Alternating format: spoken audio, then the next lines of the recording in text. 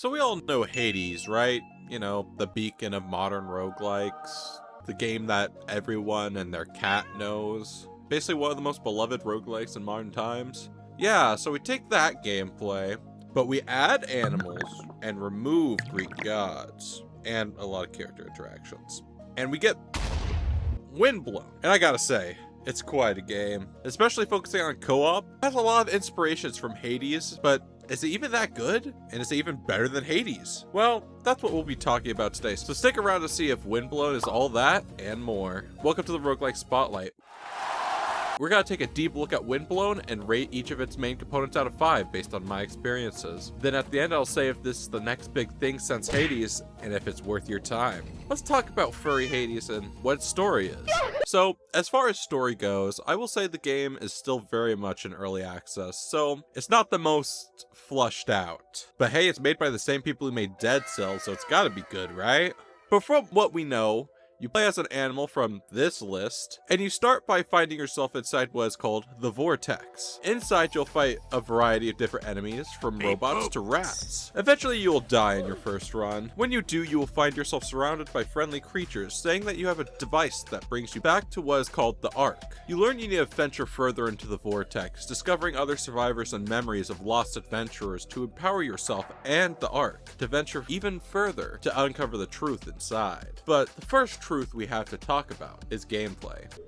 Oh, we were right there, man! The gameplay of this game is honestly one of the best parts of this game. You explore such a wide area, picking up different weapons, which is one of the main gameplay features. You see you can carry 2 different weapons, which as you play and progress in the game, you will unlock what is called ultra attacks, which are basically attacks you can use when you attack with one weapon enough. It will allow you to use the other weapon to produce a very strong move. Honestly, this mechanic is one of my favorite parts of the whole game. Besides that, you will also get 2 relic slots, which are basically special gear that are cooldown based, which can freeze enemies or create an aura that makes all your attacks deal burn. Besides that, the other main equipment type are what I call the fish, which are even longer cooldown versions of relics. Basically your ultimate, to give you invincibility or stun lock an enemy. Aside from that, you will collect what are called gifts, which are basically different effects and traits that are the basis of a build. You start by being able to collect 3 at a time, but as you upgrade your base camp more, you'll be able to unlock more. The basic gameplay is going through 4 areas, alternating between mini boss and main boss, with a shop at the end of each area, which is a little short and doesn't have too much variety, except for the first area does have an alternate layout. Besides this, as you progress, you'll unlock a variety of different abilities, from empowering your ultra attacks to gaining an execute for large enemies and bosses. But that's really it. Gameplay is super fun and I love it. I will say there are a few downfalls though. The dodging in this game is a bit rough, since there's a decently long cooldown for it. When in combat, it makes it hard to dodge alongside some kind of janky frames. This makes melee combat extremely hard to do, especially on higher difficulties. Alongside that, in co-op, if one of your teammates dies, you go into what is called the sudden death mode, where you and the rest of your allies will get one shot by any hit. It's a very interesting mechanic. I don't think it's inherently bad. It's a very win together, die together idea, which is fine, and I kind of like it. My only problem with it is it literally invalidates some builds. Why build armor or massive amounts of health when your ally with base 100 HP can go down and you just get one shot? It's really frustrating and disappointing to do this build just to die because your ally did. I wish it was slightly reworked so you might be able to take more damage rather than getting one shot. But that all aside, I still think it's a good 4 out of 5 for gameplay. It would have been higher, but given its state, I feel like it needs to have a little bit of rework to make all builds viable. But besides the gameplay, let's talk about the elephant in the room, or, well, axolotls. Visuals. Do I even need to say much here? Just look, honestly, just look at this world. It's amazing. Everything feels so alive and it's just beautifully designed. I love it so much. All right, Mark. This right here is my favorite thing. Okay, I'm really gonna stop doing this joke. But yeah, thanks, Mark. Yep, I don't really think there's much else to say though, so it's easy 5 out of 5. But enough with the eyes. Let's talk about ears. With audio. This game's music slaps so hard. Okay, I know I love a lot of music and a lot of games, so I often rate this highly, and I'm guilty as charged for that, but come on. This music is wonderful. It's so diverse. It slowly builds on itself throughout the level, has some vocal-ish things, I don't even know how to describe it, and it just sounds so wonderful. My favorite is Rat Village because it sounded like it mashed 2 soundtracks from Yakuza Infinite Wealth, and man, I love it. 5 out of 5, and I will die on this hill. But besides that, now that we heard and saw everything, let's see how much looping will do with replayability. Replayability is a bit interesting, given this game is still very much in early access. But aside from that, we have all the basic stuff. Unlocks, progression as you go through areas, 1 alternate area, achievements, and of course 5 difficulties. Nothing too crazy. Except as you go through runs, your base abilities get improved, such as improved dashing, and as I said before, improving your ultra attacks. Which is cool, but you can't unlock them all in one run, which is really rough in my opinion.